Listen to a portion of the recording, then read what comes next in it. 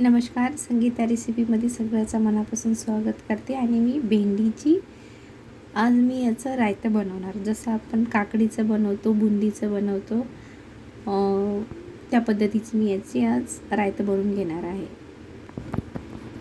त्याला मी व्यवस्थित धुवून ठेवलेले आहेत आणि सुके केलेत, पुसून एकदम कपड्यानं छान असे.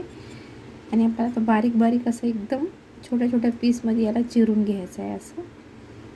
आणि यात थोडंसं डीप फ्राय करायचं. अशी बारीक बारीक मस्त चिरून घेतली.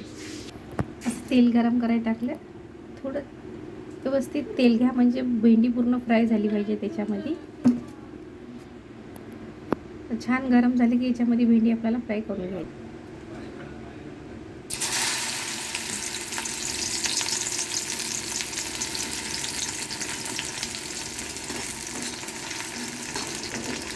कुरकुरीत होसर आपल्याला याला फ्राय करायचं. बघू शकता या पद्धतीचे आपल्याला डीप फ्राय करून घ्यायचे आहे.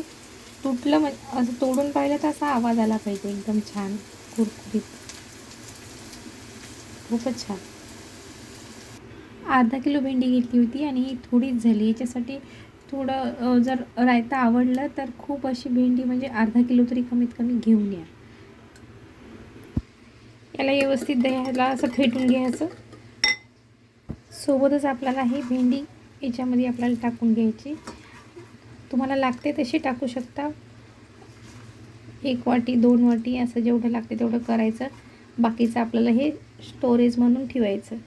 हे काही खराब होत नाही, काही नाही, एकदम व्यवस्थित राहते. आणि याची तुम्ही कांदा, लसूण, हिरवी मिरची घालून भाजी पण बनवू शकता. तडका पॅन घेतला, त्याच्यामध्ये थोडंसं आपल्याला तेल टाकायचं. आणि तेल व्यवस्थित गरम झालं, हे मी 2 हिरव्या मिरच्या चिरून घेतल्या आणि कढीपत्ता घेतला, थोडासा कोथिंबीर घेतला. राई टाकायची. त्याचा व्यवस्थित आवाज आला तर खूप छान अशी फोडणी झाली होती. सोबतच हिरव्या मिरच्या घारी टाकून द्यायची. कढीपत्ता, खूप छान फोडणीचा वास येते आणि खूपच सुंदर लागते या रायत्यामध्ये. आणि असं हे याला मिक्स करून घ्यायचं आपल्याला. सोबतच चवीनुसार मीठ टाकायचं. मीठ मी भेंडीमध्ये नव्हतं टाकलं, याच्यामध्ये आपल्याला ॲडजस्ट करायचं समजते. आणि भेंडीमध्ये मीठ टाकायची डीप फ्राय करताना काही गरज नाही, म्हणजे याच्यामध्ये दह्यामध्ये रायत्यामध्ये लागलं तसं आपण थोडं वरून टाकू शकतो.